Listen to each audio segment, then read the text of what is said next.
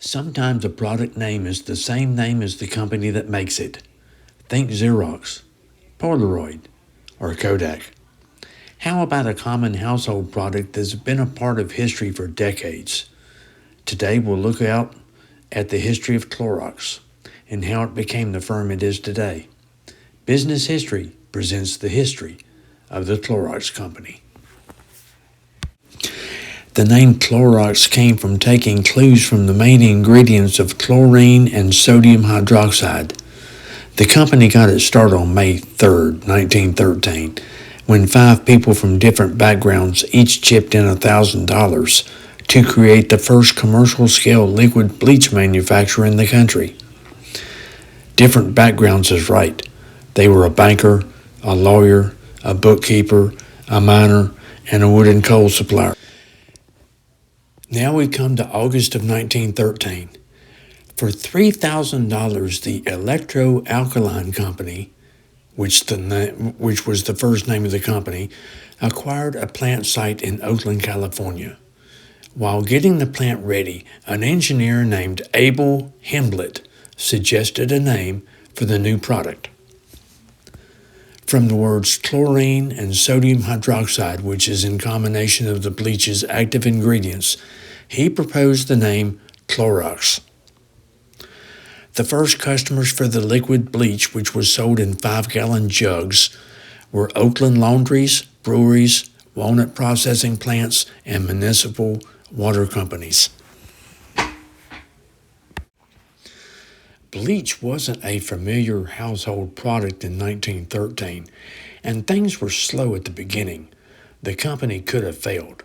But in 1916, an investor named William Murray took over. His wife made him introduce a less concentrated bleach that could be used in the home. She was running their grocery store at the time in Oakland, California, and she gave away sample bottles, and this helped the company survive. In mid-1917, the company was still named the Electro-Alkaline Company, but putting out the Clorox product. It was forced to extend equipment and capacity.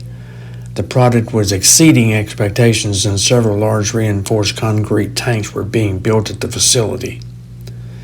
With the new name of Clorox Company, the manufacturing plant was running 24 hours a day. Clorox went public in May 1928 by offering shares of stock at $21.50 each. Clorox was being sold in 26 states and is in 60 to 75% of the grocery stores in the country, and 90 to 100% of the independent and chain stores with it on the shelves. By 1933, a new wing was built at the Oakland, California factory that increased the floor space by 10%. A new quart-sized bottle was being sold nationally.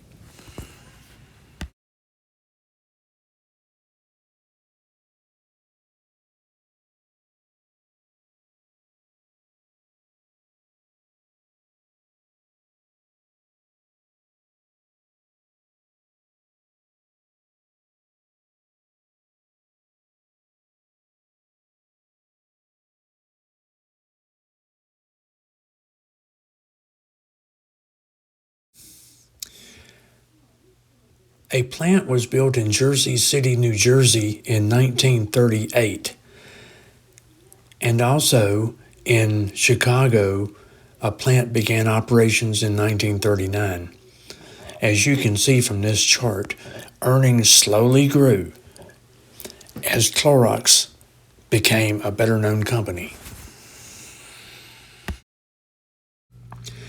In April 1957, Clorox Chemical Company was acquired by Procter & Gamble Corporation for $29 million. By the end of the year in December 1957, the United States charged that Procter & Gamble illegally acquired Clorox and had a hearing in Cincinnati. The Federal Trade Commission claimed that Clorox was dominant in its market when it was purchased for $30 million just months before. Clorox had a 48% market share, the number 2 producer had 16%, and the remaining was shared by 40 others.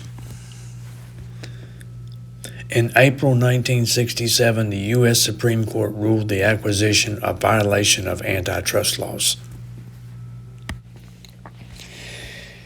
Within a few months after being divested from Procter & Gamble, Clorox went on a buying spree. In April 1969, they acquired Jiffy Chemical Corporation of Indianapolis, Indiana. Although unknown by that name, most might recognize their products, Liquid Plumber.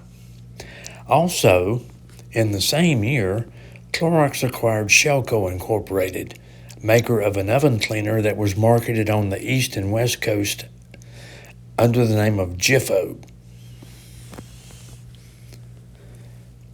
Other acquisitions made during the 1970s and 1980s was Hidden Valley, Formula 409, Kingsford Charcoal, Brita Water Filters, Pine Sol, Fresh Step, and Scoop Away Cat Litter.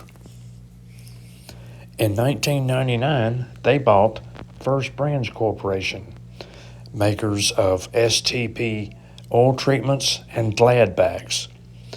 In the 2000s, Clorox bought Burt's Bees, but sold that brand in 2010. And also, STP and Armor All was sold in 2010.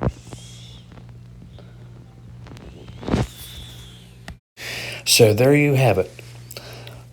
A short history of Clorox, the brands they have bought and shed through the years to become the household name that they are today.